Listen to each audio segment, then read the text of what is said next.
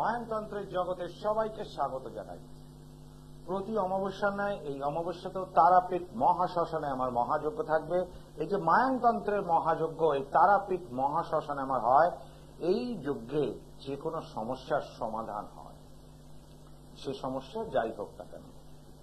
এই যে তারাপীঠে আমি যে যজ্ঞ করি, সেই যজ্ঞ স্থানে বামাখ্যাপা সাধনা করতেন। তাহলে সেই তারাপীঠ ধাম এবং বামাখ্যাপা সম্বন্ধে যে কাহিনী এবং ঘটনাবলী সৃষ্টি টিভির পর্দায় আপনাদের কাছে পরপর আমি তুলে ধরছিলাম, আজকেই তার পরবর্তী এপিসোড আমি করছি। বামাখ্যাপা সেই আটলা ধামে যখন নিজ গৃহতে ছিলেন, সেই সময় তিনি তারা মায়ের জন্য ক্ষেপে ওঠেন, ছুটে যেতেন তারাপীঠ শ্মশানে। সেই তারাপীঠ শ্মশানে ছুটে গিয়ে যে শিলার ন্যায় শ্মশানের পাদপদ্মে মায়ের দুটি পদ্ম অঙ্কিত রয়েছে। যারা তারাপীঠে গেছেন তারা জানেন যে তারাপীঠ মহাশ্মশানে মায়ের একটি ছোট্ট পাদপদ্মের মন্দির রয়েছে, যেটা শিলার ন্যায় রয়েছে। তো সেই পাদপদ্মে বামাখ্যাপা রাশি রাশি বনফুল ঢেলে দিতেন মায়ের পায়ে। অমন্ত্রক তিনি মায়ের পুজো করতেন। অমন্ত্রক মানে মন্ত্র ছাড়া, ধ্যান আর ভক্তি দ্বারা মায়ের পুজো করতেন। এই বামাখ্যাপার এই মাতৃভক্তির জন্য তিনি বারবার কোন এক অদৃশ্য শক্তির আকর্ষণে তিনি পৌঁছতেন তারাপীঠে। সেই সময় তারাপীঠ মায়ের মন্দিরে প্রধান কৌল ছিল মুখ্যতানন্দ এবং কৈলাসপতি বাবা নামে এক মহান সাধকের আবির্ভাব হয় এই তারাপীঠে। সিদ্ধপুরুষ কৈলাসপতি মহাশয় এবং মুখ্যতানন্দ এনারা বামাখ্যাপাকে খুব স্নেহস্বকে দেখতেন। বামাখ্যাপাও এদের সেবা করতেন নিজ প্রাণ ভরে, আর কৈলাসপতি বাবার কাছ থেকে শুনতেন নানা রকম ঘটনাবলী তার জীবনের এবং ঈশ্বরের কথা। সেই সব শোনার পর সে বামাখ্যাপা সে তারাময় তার জগৎকে, নিজের জীবনকে তারাময় করে তোলেন। প্রতিদিনই তার চলে এই আটলা গ্রাম থেকে তারাপীঠ শ্মশানে আগমন। কৈলাসপতি বাবার কুঠির ছিল সেই তারাপীঠ দ্বারকা নদীর ধারে এক তটের সামনে। তারাপীঠ শ্মশানে কৈলাসপতি বাবা আশ্রম করে থাকতেন। একদিন এক ঘটনার কথা বলি। বামাখ্যাপা উদ্ধত হয়েছে তারাপীঠ যাবেন বলে, আর তার মা রাজকুমারী দেবী বামাখ্যাপাকে ঘরে বন্ধ করে রাখেন, বাইরে থেকে দরজা বন্ধ করে দিয়ে তিনি নিজের কাজে চলে যান। তারা নাম জপতে জপতে ধ্যানমগ্ন হয়ে পড়েন। সেই ঘরের ভেতরেই বামাখ্যাপা অর্থাৎ আটলা ধামে তিনি ধ্যানস্থ হন এবং তারা নাম জপতে থাকেন। এই তারা নাম জপতে জপতে তিনি যখন চোখ খোলেন, তখন ইষ্ট বিদ্বেষের যন্ত্রণা সহ্য করতে না পেরে বামাখ্যাপা ওখানে জ্ঞান হারান। হঠাৎ একটা সময় রাজকুমারী দেবী দরজা খুলে দেখেন যে বামাচরণ মাটির ওপর শুয়ে রয়েছে, তার চোখ দুটো ওপরের দিকে উঠে গেছে আর মুখ থেকে গ্যাজলা বেরোচ্ছে, অর্থাৎ গ্যাজা বেরোচ্ছে। ভয়ে রাজকুমারী দেবী তার প্রতিবেশীকে ডাকেন। প্রতিবেশীদের আসার পর এক বৈদ্য এসে সেই সময় ক্ষণিকের বামাচরণকে সুস্থ করলেন। রাজকুমারী দেবী এবং তার প্রতিবেশীরা তাকে বোঝান, অর্থাৎ বামাচরণকে বোঝান যে এইভাবে যদি জীবন ধারণ করতে হয় তাহলে তো সংসার চলবে না, প্রত্যেকে অন্ন হারে না খেতে পেয়ে মারা যাবে। সুতরাং বামাচরণ যেহেতু এই সংসারের বড় ছেলে, তাকে সংসারের দায়িত্ব নিতে হবে। বামাচরণের মনে এই কথাটা খুবই লাগে, তার কারণ সে যেহেতু বড় ছেলে, তাকে তার ভাই এবং বোনের আর মায়ের তো দায়িত্ব নিতেই হবে। সে সংসার তো ত্যাগ করতে পারবে না। সে তার মাকে বলে, মা, একটা কুলীন ব্রাহ্মণের কি কোথাও কোনো কাজ জুটবে না? কোথাও ঘুরে এলে ঠিক দুটো পয়সা হবে। সেই প্রতিবেশীরাই ঠিক করে এক জায়গায় পুজোর কাজে নিয়োজিত করেন বামাচরণ। কিন্তু বামাচরণ সে কি আর পুজোর মন্ত্র জানে? সে তো মন্ত্রও জানে না। সে যেভাবে সেখানে পুজো করতে গেল, সেই পুজো কিন্তু যজমানরা গ্রহণ করলেন না। সেই রকম 2-4 দিন থাকার পর সেখান থেকে তার চাকরি গেল, ফিরে এলো নিজ গৃহে। রাজকুমারী দেবী বুঝতে পারেন একে দিয়ে আর কিছু করা সম্ভব নয়। হাওড়ে সংসারের কোনো কিছুতেই মন লাগে না তার। বুঝতে পেরেছিলেন রাজকুমারী দেবী যে একে দিয়ে কোন রকম কাজ কিছু চলবে না। অর্থ রোজগার না করতে পারা, তার মনে তো একটা কষ্ট, এই সংসার দেখতে পারা। কিন্তু যখনই তার সেই তারামায়ের কথা মনে পড়ে, তখন সে সমস্ত এইসব ব্যথা বেদনা যন্ত্রণা শুধু ভুলে যায়। খেপে ওঠেন মাতৃরূপ দর্শনে, অর্থাৎ তারামায়ের দর্শনে। সেই থেকে বামাচরণকে অনেকে খ্যাপা বাবা বলে ডাকতে আরম্ভ করেন। খ্যাপা সাধন নয়, আচরণ আরম্ভ করেন যদি তারাপীঠে পৌঁছতে না পারে। এমন একদিন দুর্যোগপূর্ণ দিনে দ্বারকা নদীতে বান আসে, জলের স্তর অনেকখানি বৃদ্ধি পায়। যারা তারাপীঠে গেছেন, বর্তমানে দ্বারকা নদীতে সেই খরস্রোতা নদীর সেই গতিবেগ আর নেই। পরিবেশের কারণে, বর্তমান পরিবেশের কারণে এই খরস্রোতা নদীর খরস্রোতা ভাবটি নষ্ট হয়ে গেছে। এইরকম প্রাকৃতিক বিপর্যয়, যে নদীর জলের স্তর যদি কমতে থাকে তাহলে আমাদের গরম বৃদ্ধি হতে থাকে, যেটা বর্তমান সময়ে আগত হয়েছে। তো সেই সময়কার কথা বলছি। সেই খরস্রোতা নদীতে প্রচন্ড পরিমাণে বান আসে, অর্থাৎ বন্যা হওয়ার মতো। সেই সময় সেই বানযুক্ত নদীতে সে ঝাঁপ দেয় বামাচরণ, এবং নদী পার হয়ে সে পৌঁছায় কৈলাসপতি বাবার আশ্রমে। সে সন্ধ্যাকালীন কৈলাসপতি বাবা বুঝেছিলেন যে তার একনিষ্ঠ শিষ্য বামাচরণের দীক্ষার সময় হয়ে গিয়েছে। সেই দিন কৈলাসপতি বাবা বামাচরণের কানে তারা মন্ত্র দিয়ে তাকে দীক্ষা দান করেন এবং সন্ন্যাস দীক্ষায় তিনি তাকে নিযুক্ত করেন। বামাখ্যাপার দীক্ষাটাও হয়ে যায় তার এই মাতৃদর্শনের টানে। চারিদিকে বামাচরণ তারামায় জপ করতে করতে পুরো পরিবেশ আটলা সহ তারাপীঠে স্থানকে করে তোলেন তারাময়। আসছি, আমি আগে কলার বন্ধুকে দেখিনি। আরেকজন ভারতবর্ষের মহান সাধক তৈলঙ্গ স্বামীর আরেকটি বাণী আপনাদেরকে অতি অবশ্যই অনুষ্ঠান শেষ করার আগে আপনাদের বলবো। আগে কলার বন্ধুকে দেখেনি। জয় মা তারা। জয় মা তারা দাদা, নমস্কার। নমস্কার। কে বলছেন, কোথা থেকে বলছেন? দাদা আমি গড়িয়া থেকে বলছি। গড়িয়া থেকে, বলুন। আমি তো আমার সম্পর্কে জানতে চাই। আপনার নামটা মা? শরীরটা ভালো যাচ্ছে না, এই জন্য আপনার প্রোগ্রাম দেখি খুব ভালো লাগে। অনেকদিন পর চেষ্টা করে আজকে লাইন পেয়েছি দাদা। আচ্ছা বলুন, আপনার নামটা বলুন না জন্ম তারিখ বলুন। আমার নাম হচ্ছে দীপান্বিতা। দীপান্বিতা কি? দীপান্বিতা সেন। সেন? হ্যাঁ। আচ্ছা, দীপান্বিতা সেন। জন্ম তারিখ বলুন। ডেট অফ বার্থ বলুন, জন্ম তারিখ। জন্ম তারিখ হচ্ছে 3 মে 1988। টাইম বলুন। টাইম হচ্ছে সকাল 10টা 13। জন্মস্থান কি কলকাতা? হ্যাঁ দাদা, জন্মস্থান কলকাতা না, কোথায়? বর্ধমান। বর্ধমান।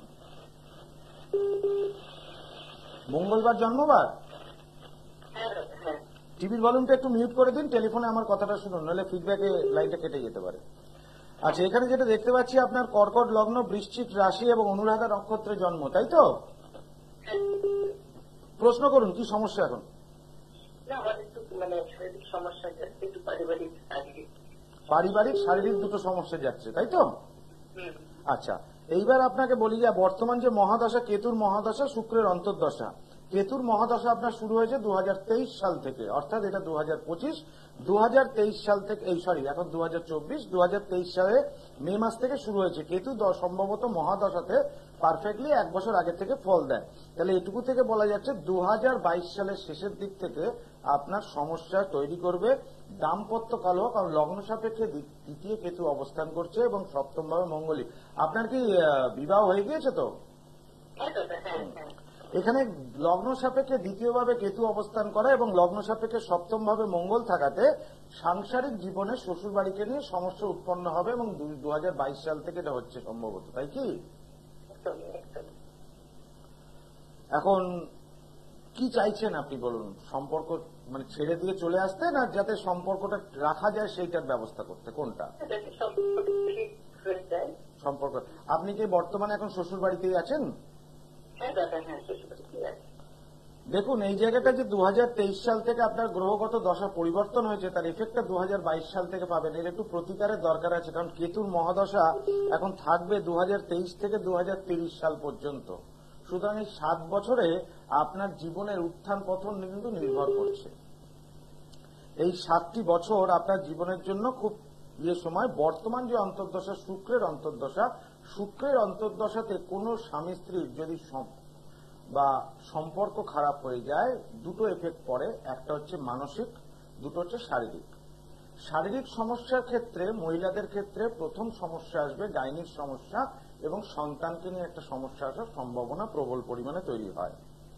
আর কেতুর অবস্থান থাকাকালীন কেতু গ্রহটির জাত হচ্ছে, কেতুর জাত, গ্রহটির জাত হচ্ছে বিষক্রিয়াযুক্ত, অর্থাৎ মনের মধ্যে বিষ ঢুকিয়ে দেওয়ার জন্য কেতু গ্রহের মতো কোন সুইটেবল প্ল্যানেটস কিন্তু অতখানি নেই। এতখানি বিষ ছড়াতে পারে মানুষের মনে এবং শরীরে, সেটা একমাত্র কেতু গ্রহটাই পারে। ফলে কেতুর মহাদশা আপনার লগ্ন সাপেক্ষে দ্বিতীয় থাকাতে, সেটা রবির মূল ত্রিকোণস্থ ভাব হওয়া সত্ত্বেও কেতুর অশুভ প্রভাব কিন্তু আপনার জীবনে পড়বে। দ্বিতীয় কথা বলি, আপনি কি কর্মরত রয়েছেন? আমি জানি সেটা হরস্কোপ থেকে, হ্যাঁ আমি হরস্কোপ থেকে বুঝতে পারছি। তো এই কর্মের জায়গাটাও কিন্তু সমস্যা হবে আপনার। কাজের দিকে মন কিছুতেই লাগবে না, জানা কাজও ভুল হয়ে যাবে আপনার হাত থেকে, হয়তো এইটা একটু গ্রহগত প্রতিকার না করলে সমস্যাটা মিটবে না। টুকটাক কালা জাদু আপনার বিরুদ্ধে চলবে এবং হতে থাকবে। কেমন? জয় মাতা। দর্শক বন্ধু, মানুষকে সহযোগিতা করাই আমি নিজের ধর্ম মনে করি। জ্যোতিষটা আমার পেশা। আমি যখন চেম্বারে বসি আমি ফিজ নিয়ে দেখি, ফ্রিতে দেখি না কাউকে, কারণ জ্যোতিষটা আমার পেশা, আমার উপার্জনের জায়গা। তন্ত্রটা আমার কাছে সাধনা। আমি যখন ভারতবর্ষের সাধকদের সম্বন্ধে আপনাদের টিভি পর্দায়, সৃষ্টি টিভি ছাড়াও নানা টিভি অনুষ্ঠানে যখন আপনাদের সামনে তুলে ধরছি, তখন নিশ্চয়ই সাধকদের, সেই সাধকের 1% গুণ হলেও আমার মধ্যে থাকতে হবে। নইলে তাদের সম্বন্ধে, তাদের জীবন কাহিনী যদি নিজে পড়ে না বুঝতে পারি, তাহলে আপনাদেরকে কি বোঝাবো? আর তাদের জীবন কাহিনী পড়ার পর নিজেকে অটোমেটিক্যালি সেই সাধনার পথে চলে যাওয়া যায়। যার জন্য মানুষের সমস্যার সমাধান আমি আগে করি, তারপর আমি কিন্তু মূল্য নিই। আমি কোন রকম বড় বড় চেঁচিয়ে চেঁচিয়ে টিভি অনুষ্ঠানে এটা বলি না যে আমি সবকিছু। আমি বলি আমার সঙ্গে যে দেবী ঘুরে বেড়ান, সেই দেবী সমস্ত কিছু কাজ করে। নিজের শরীর, নিজের আত্মাকে যদি পরমাত্মার সঙ্গে যুক্ত করা যায়, তাহলে সেই অদৃশ্য শক্তি দ্বারা যে কোনো রকম সমস্যার সমাধান হবেই হবে। এই যে তারাপীঠ মহাশ্মশানে আমি মহাযজ্ঞ করি, আপনারা স্ক্রিনে দেখতে পাচ্ছেন, এই মহাযজ্ঞে যে ধারণ ছাড়া প্রতিকারের কথা বলি, ধারণ ছাড়া প্রতিকার অনেক জ্যোতিষবাবুই আমার কাছে করান। আমি যখন বলি যে আপনারা এই ধারণ ছাড়া প্রতিকার তো আমাকে দিয়ে করাচ্ছেন, তাহলে সেক্ষেত্রে আপনারা কি দেন ক্লায়েন্টকে? তখন বলে কিছু না কিছু তো হাতে দিতে হবে, যে দিয়ে দিই বাড়িতে রাখার জন্য, আসল কাজ তো আপনিই করেন। তো ধারণ ছাড়া প্রতিকার কিন্তু মহাশ্মশানে মহাযজ্ঞ ছাড়া সম্ভবপর নয়। কেন নয় আমি আসছি, আগে কলার বন্ধুকে দেখে নিই। জয় মা তারা। বলুন কে বলছেন, কোথা থেকে বলছেন? আমি বাঁকুড়া থেকে বলছি। বাঁকুড়া থেকে, কি নাম মা বলুন? জয়া। জয়া কি? জয়া ভাদুরী? হ্যাঁ জয়া দাস, আচ্ছা। নিজের সম্বন্ধে জানবে? না, ছেলের সম্পর্কে জানবো। ছেলের নাম কি? ছেলের নাম সন্দীপ দাস। জন্ম তারিখ বলো সন্দীপের। 16/10/95। 16/10/1995। হ্যাঁ। টাইম বলো। সকাল 5:30। একদম 5:30 ঠিক তো তুমি? হ্যাঁ, 5:30 কি 31 এরকম হতো। আরে 5:30 হলো। লেখা আছে।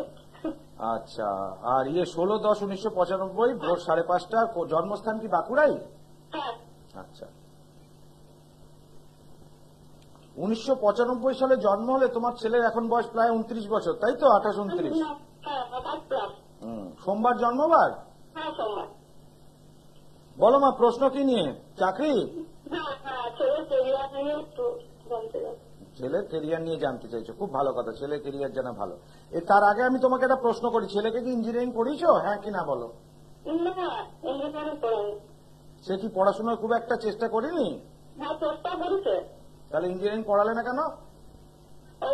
একটু আইটিআই পেয়েছিল, আমাদের একটু গেল ডিসিশনটা নিয়ে। আইটিআই করছিল, ইঞ্জিনিয়ারিং নয়, আইটিআই। হ্যাঁ, আইটিআই করার পর কি হলো? না, করেনি। ও করার ইচ্ছে ছিল, আমাদের ওইখানে একটু ভুল, এটাতে করা হয়। এটাই তো বড় ভুল করেছো মা। ওর তো জীবনে সরকারি চাকরি এবং এই ইঞ্জিনিয়ারিং হওয়ার একটা ভালো হরস্কোপ তো। আমি কেন বললাম এই কথা, তুমি পরে আমাকে বললে, আমি বলার পর যে আইটিআই এর জন্য চেষ্টা করেছিল। তাহলে এখানে কি হয় জানো তো মা, কোন রকম তৃতীয় ব্যক্তি দ্বারা যদি তোমার ছেলের ক্ষতি করার কাজ করা হয়, অথবা গ্রহগত কারণে সেই সময় যদি বাধাদান থাকে, গ্রহদের বাধা, তাহলে সে নিজের পথে চালনা করতে পারে না কোনো ব্যক্তি। কারণ মানুষ নিজের দ্বারা কিন্তু চালিত হয় না, গ্রহ দ্বারা চালিত হয়। গ্রহ তাকে ওই জায়গায় নিতে যায়নি, কারণ ওর জন্মছক অনুযায়ী ইঞ্জিনিয়ারিং হরস্কোপ বা আইটি সেক্টরে থাকুক, যেখানে জায়গায় চাকরি করলে সরকারি বা উচ্চ পদস্থ বেসরকারি চাকরি ছিল। কি নিয়ে পড়েছে ছেলে? বিয়ে করেছে, বিয়ে কমপ্লিট করেছে এবং মাস্টারের যে ট্রেনিং, প্রাইমারি টিচার, ওই ট্রেনিংটা করেছে। আচ্ছা, কিন্তু মা সরকারি স্কুল চাকরি কিন্তু ওর হরস্কোপ অনুযায়ী আমি দেখতে পাচ্ছি না খুব একটা। আচ্ছা। স্কুলের চাকরি ছেলের জন্য সুইটেবল হবে না, এবং সেই চাকরির জায়গাটা তো খুব যে ভালো ফল আছে তা নয়। এখন কি করবে বলো মা, তোমাদের করার কিছু নেই। টেলিফোনে জানবে আচার্য পলাশের কাছে বা অন্যান্য জ্যোতিষীর কাছে, জেনে বাড়িতে বসে থাকবে। এক এক জ্যোতিষীর এক এক অভিমত নেবে, কিন্তু আলটিমেট ছেলের জীবন কি সুখময় হবে তুমি নিজে বলো। তাহলে ছেলেকে কোন রাস্তা দিয়ে যেতে গেলে কি সমস্যা আছে তার থেকে তো একটু বেরোতে হবে। ও কি চাকরির জন্য চেষ্টা করছে? কিসের চাকরি? স্কুল টিচিং এর জন্য চেষ্টা করছে কি? সরকারি পরীক্ষা দিচ্ছে, তাই তো? পরীক্ষা দিয়েছে। আমি বলবো যে ওটা ছেড়ে দাও, ওতে হবে না, হাজার চেষ্টা করলে হবে না। ওকে পুলিশের বা সিভিক ভলেন্টিয়ার বা পুলিশের চাকরির জন্য চেষ্টা করতে বলো। বুঝতে পেরেছো? আর যদি আরেকটু চেম্বারে আসো তাহলে ডিটেলসটা বলা যাবে কেন এই সমস্যাটা হয়েছে। যেটা বললাম সেটা চেষ্টা করো। হ্যাঁ, জয় মাতা। দর্শক বন্ধু, আমি সমস্ত ব্যক্তিকে সহযোগিতা করি, যাদের সমস্যা যত বড়ই হোক না কেন। টিভিতে যখন সৃষ্টি টিভির পর্দায় আপনাদের সঙ্গে অনুষ্ঠান করছি, লাইভ অনুষ্ঠানে, তখন ফোনের লাইভে আমি দুটি মাত্র ফোন নিই, আর ফ্রি কনসালটেন্সি অবশ্যই দিই সেই সংক্ষিপ্ত সময়ের মধ্যে। সঠিকভাবে গাইড করার উদ্দেশ্য কিন্তু আমার। আমি যখন চেম্বারে বসি তখন ফিজ নিয়েই কথা বলবো, অবশ্যই এর থেকে বেশি সময় দিই। কিন্তু যারা টিভিতে ফোন করছেন তাদেরও কিন্তু এই সামনাসামনি যারা কলার আছে, আমি কিন্তু বলে দিলাম, এখানেও যখন হোঁচট খাবে, হোঁচট খেতে খেতে ঠেকতে ঠেকতে যখন বলে যে দেয়ালে পিঠ ঠেকে গেছে, বা দিনার যারা জর্জরিত, বা সবকিছু শেষ হয়ে গেছে, তখন অন্তিমে আচার্য পলাশের কাছে আগমন হয়। এটা আমার দুর্ভাগ্য কিনা জানি না, আমার কাছে যারাই আসেন তাদের কাছে মুখ থেকে দুটি কথা আমি শুনবই শুনব। এক, একাধিক জায়গায় গিয়ে প্রতারিত হয়েছেন, কোনো কাজ পাননি, অবশেষে আমার কাছেই কাজ পান। আর দুই, দেয়ালে পিঠ ঠেকে গেছে, দাঁড়ানোর বা দেনার শোধ করার কোনো জায়গা নেই। মানুষের জীবনে যখন পাওনা হয়, যখন অর্থ আসে, ধার করেন, তখন সেই অর্থ কোন গ্রহ আপনাকে দিল সেটাকে দেখতে হবে।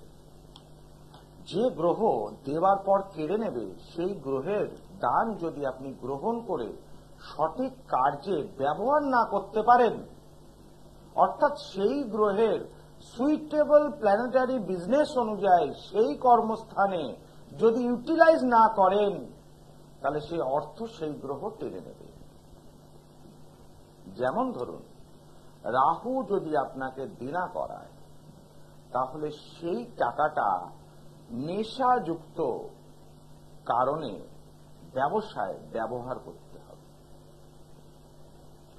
যদি শনি আপনাকে দেনা করায়, তাহলে গাড়িজাত কোনো ব্যবসায় সেটা ব্যবহার করতে হবে।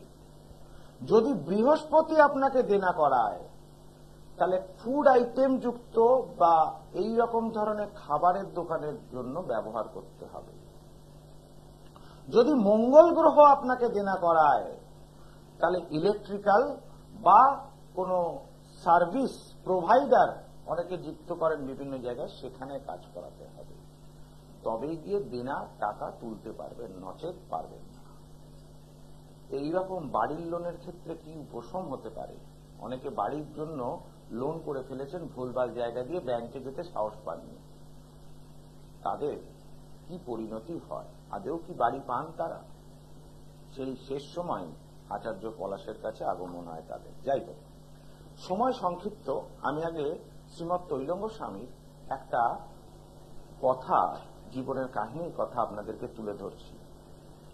তৈলঙ্গ স্বামী যখন নেপালে ছিলেন, সেই সময় নেপালে রানা বাঘ শিকার করতে বেরিয়েছিলেন। বাঘকে নিক্ষেপ করে তিনি গুলি করেন, সে গুলিটা কার্যবশত বাঘের গায়ে লাগে না। তারপর একাধিক গুলি ছোড়ার পরও বাঘকে তিনি লক্ষ্য ভেদ করতে পারেননি বাঘটির কাছে। ফলে বাঘটি তার গতিতে সেই ব্যক্তিকে এড়িয়ে পালিয়ে যাওয়ার চেষ্টা করে এবং ছুটতে থাকে। রানাও কিন্তু সেই বাঘের পেছন পেছন ছুটতে আরম্ভ করেন ঘোড়ার সাহায্যে।